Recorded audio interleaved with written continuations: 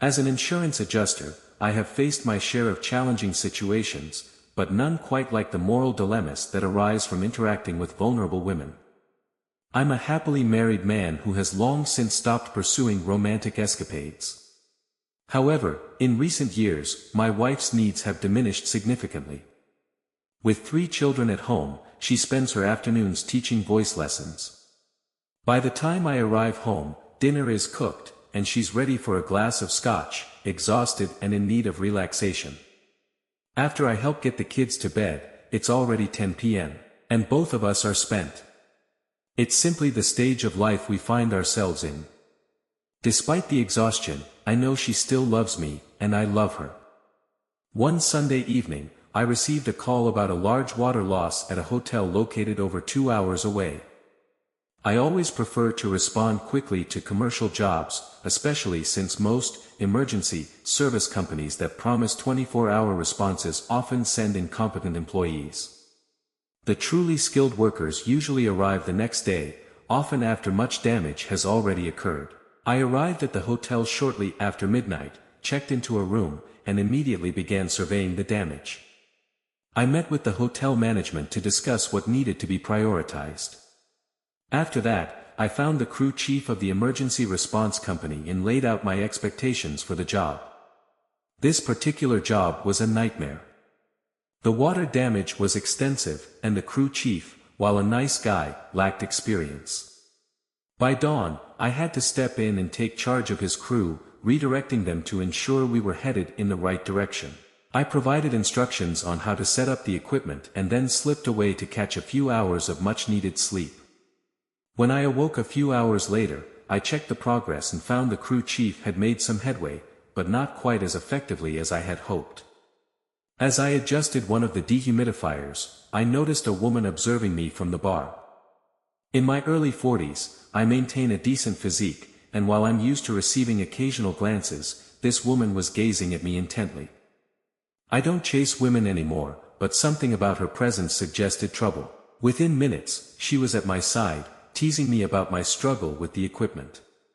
"You must not be used to dealing with long hoses," she said with a playful smirk. "I usually handle my tubing pretty well," I replied, matching her flirtation with a smile. "Really?" She leaned in, her voice low. "When can I get a glimpse of that handling?" I felt a thrill of temptation as I replied, "I'm in room 763. You're welcome to stop by any time. I'm just finishing up my work now and will be heading back that way soon." She smiled slyly and walked away, her confidence apparent.